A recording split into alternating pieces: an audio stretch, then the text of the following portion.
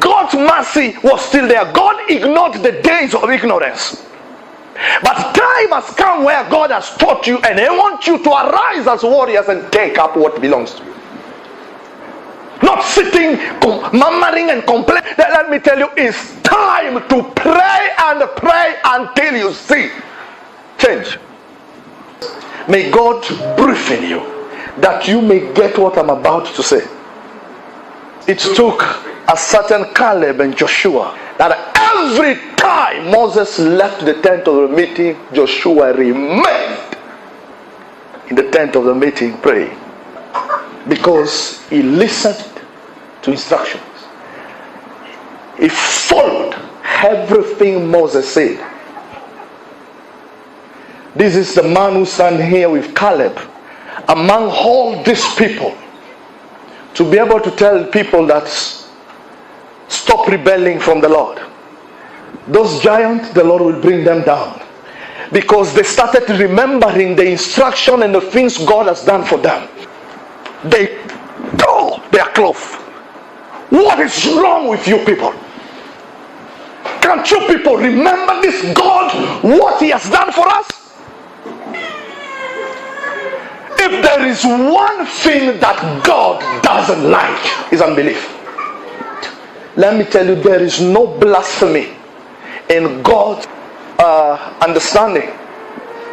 The time you refuse to see Him on what He can do, you limit Him and you walk by sight, God always punishes that thing. Israel, from that day, something happened. At the very border of the promised land, theirs for the taking, they lost faith and turned away.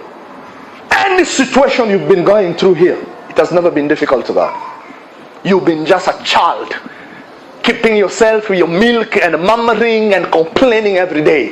That time is over. It's time as warriors to step in the promised land. But if you stand with unbelief and look at your problem like the way the rest saw giant in Canaan, let me tell you, if you read what Caleb received and what Joshua's people, Joshua received it, but what his people received through Joshua, you'll be very surprised in the Bible. Kama una masikio, sikia.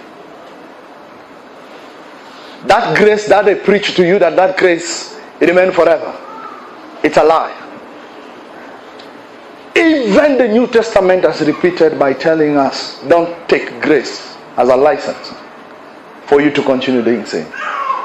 There is always a time that grace will stop. These people got used to God. We want water! God comes. Moses, take that thing, put it. The water was cured. We want water! Moses, take your knife, speak to that rock. We want meat! Moses, grace, patience. God was still patient. Grace. But the day they rose, and it was time to cross the promised land, and they looked and they saw giant, and they said, this giant are bigger than our God. That day, God said, it's over. Because since I mean nothing in your heart, after everything I have done for you, and I still mean nothing, that even on that day, the man that God listened to Moses, that who will cry to God and God will listen, that day prayed for them and God didn't listen. But God made a decision on that day. He said, enough is enough. If you don't learn that there is enough in God, you are very stupid. How many times has God forgiven you people? How many times has God forgiven us? And you know what? They paid a high price of what they did. They paid by wandering 40 years in desolate wilderness, while a new untainted generation grew up to replace them. That's how God is. Brethren, I'm asking you and I'm begging you, God is not a detective who is out to crush you. If you listen and do everything what God says, unless this word is not the word of God. Moses could not lead the people into the new land. These people brought a man of God who lived in the ways of God, a powerful man who saw the representation of God, to a place that he didn't enter, the promised land. It is the reason that we have today, especially in America, records of pastors that are committing. You see a pastor committing suicide. If that is what you want other people that are leading you to go through, then tell me.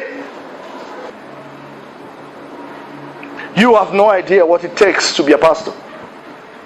Not just a pastor, but a good pastor.